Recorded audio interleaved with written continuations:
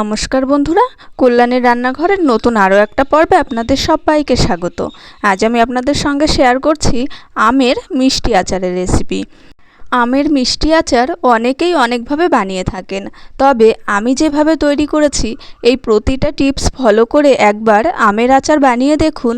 এই আচারটা সারা বছর সংরক্ষণ করতে পারবেন, একদমই নষ্ট হবে না। সাধারণত আমের মিষ্টি আচার তৈরি করলে 2 থেকে 3 মাসের বেশি ভালো রাখা যায় না, কিন্তু এই টিপসটা ফলো করে যদি আপনি আমের মিষ্টি আচার তৈরি করেন তাহলে এটা একদম 1 থেকে 1.5 বছর পর্যন্ত সংরক্ষণ করতে পারেন।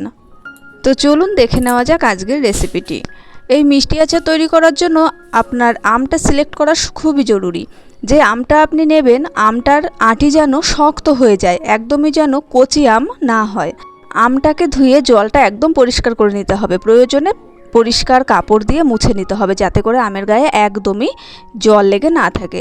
আমটা ছুলে নেওয়ার সময় আপনাকে একটু সতর্ক থাকতে হবে, যেন একদম খুব বেশি খোসা ফেলে দেবেন না, এতে করে একদম গলে যাবে আচারটা। একটু সবুজ সবুজ থাকবে সেইভাবে আমটাকে ছুলে নিতে হবে। আমের কাটিংটা আপনি আপনার পছন্দ অনুযায়ী করে নেবেন। আমি ছোট ছোট চৌকা করে কেটে নিয়েছি, তবে আপনি লম্বা লম্বা করেও কেটে নিতে পারেন। এখন এই আমের মধ্যে আমি দিয়ে দিচ্ছি চিনি। আমি এখানে প্রায় 200 গ্রাম মতন চিনি দিয়ে দিয়েছি। তো এখনও কিন্তু আমি গ্যাস ওভেনের উপরে কড়াইটা বসাইনি, তবে যে কড়াইতে আচারটা রেডি করব সেই কড়াইতেই আমটা রেখে তার মধ্যে আমি চিনিটা দিয়ে দিয়েছি। আর চিনিটা দেওয়ার পরে ভালোভাবে নাড়াচাড়া করে ঢাকা চাপা দিয়ে রেখে দেবো অন্তত 20 মিনিট। আমের মধ্যে চিনি দিয়ে আগে এরকম রেখে দিলাম কেন, এটা আপনাদেরকে পরেই বলছি। তো চিনিটা গলতে থাকুক, তার মধ্যে একটা মশলা তৈরি করে নিই। ওভেনে একটা ফ্রাইং প্যান বসিয়ে দিয়েছি, আর প্যানের মধ্যে দিয়ে দিলাম 1.5 টেবিল স্পুন মৌরি, 1 টেবিল স্পুন জিরে, 1.5 টেবিল স্পুন ধনে আর একটা শুকনো লঙ্কা। এবারে গ্যাসের ফ্লেমটা অন করে জাস্ট গ্যাসের ফ্লেমটা একদম লোতে রেখে ড্রাই রোস্ট করে নেব। একদমই ফ্রাই করব না, জাস্ট গরম হওয়া পর্যন্ত একটু নাড়াচাড়া করে নেব, ওই 3 থেকে 4 মিনিট পর্যন্ত। গ্যাসের ফ্লেম একদমই হাইতে করবেন না, এতে করে মশলা পুড়ে যাবে, আর মশলা পুড়ে গেলে কিন্তু আচার একদমই ভালো লাগবে না। যখন দেখবেন সামান্য একটু কালার চেঞ্জ হয়েছে, একটু মিষ্টি গন্ধ বেরোতে শুরু করেছে, তখন মশলাটাকে নামিয়ে নিয়েছি একটা প্লেটে। ঠান্ডা হওয়ার পরে এটাকে গুঁড়ো করে নিতে হবে। এদিকে দেখুন 20 মিনিট মতো বাদে ফিরে এসেছি, চিনিটা কিন্তু একদমই গলে গেছে। যে কোনো টক জাতীয় জিনিসের সঙ্গে চিনি মিলিয়ে রাখলে খুব সহজেই গলে যায়, তাই আমের সঙ্গে চিনি মেলানোর কারণে খুব সহজেই কিন্তু চিনিটা গলে গেছে।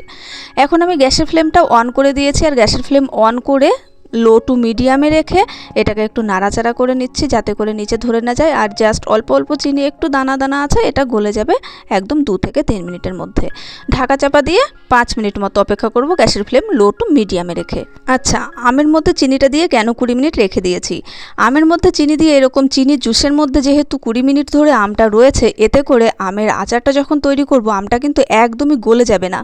আমের ভেতরটা নরম হয়ে যাবে, জুসি হবে, কিন্তু আমটা থাকবে গোটা গোটা। আর এতটা টাইম ভিজিয়ে রাখার কারণে আমটার ভেতরে কিন্তু চিনি শিরাটা ঢুকে যাবে, এই কারণে আচারটা খেতে ভালো লাগবে, অথচ আমটা একদমই গলে যাবে না। তো এই কারণে অবশ্যই আচার তৈরি করার আগে চিনি দিয়ে আমটাকে ভালোভাবে মাখিয়ে অন্তত 20 থেকে 30 মিনিট রেখে দেবেন। একবার এইভাবে করে দেখুন, আমের আচারটা কিন্তু যেমন দেখতে সুন্দর হয়, খেতেও ভালো লাগে, আর আচারটা ভালো থাকে অনেক দিন। মিনিট 5 বাদে ঢাকা চাপা খুলে নিয়েছি। দেখুন চিনিটা গলে অনেকটাই রসটা পাতলা হয়ে গেছে। তো এই সময় ভালোভাবে একটু নাড়াচাড়া করে নিতে হবে যাতে আমগুলো উল্টে পাল্টে যায় এবং সমস্ত আমের মধ্যে এই চিনির শিরাটা আরও ভালোভাবে মিশে যায়। এই সময় আমের মধ্যে সামান্য একটু লবণ দিয়ে দিচ্ছি। যে কোনো মিষ্টি জাতীয় খাবারে একটু লবণ দিলে কিন্তু তার টেস্টটা অনেক বেশি ভালো হয়, অর্থাৎ মিষ্টির টেস্টটাকে ব্যালেন্স করার জন্য অবশ্যই সামান্য একটু লবণের ব্যবহার করবেন।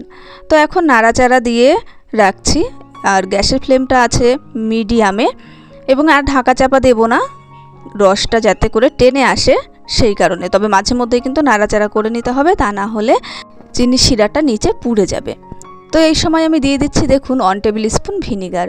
ভিনিগারটা দিয়েও আবার একটু নাড়াচাড়া করে নেব।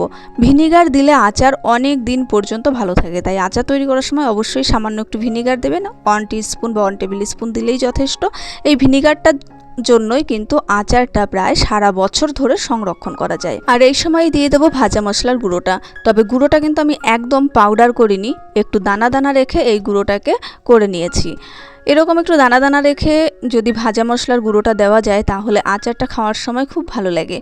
অর্থাৎ একটু দানা দানা যদি মুখে পড়ে বা দাঁতে পড়ে সেক্ষেত্রে আচারটার টেস্ট অনেক গুণ বেড়ে যায়। তাই একদম পাউডার না করে একটু দানা দানা রেখেই কিন্তু এটাকে গুঁড়ো করে নেবে। মশলাটা দেওয়ার পরে ভালোভাবে একটু নাড়াচাড়া করে নিতে হবে। এখন আর আচার তৈরি করার জন্য বিশেষ কোনো কাজ নেই, শুধু একটু ঘন ঘন নাড়াচাড়া করে নিতে হবে আর যাতে করে একদমই জল না থাকে সেইভাবে টানিয়ে নিতে হবে।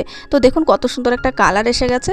এই সময় কিন্তু চিনি শিরাটা একদমই ক্যারামেল হয়ে গেছে আর এদিকে আচারটাও রেডি হয়ে গেছে। এখন গ্যাসের ফ্লেম অফ করে দিয়ে একটু ঠান্ডা হওয়ার জন্য অপেক্ষা করব। একটা এয়ারটাইট কন্টেনার নিয়ে নিয়েছি, আমি এই কন্টেনারেই করেই রেখে দেবো এই আচারটা।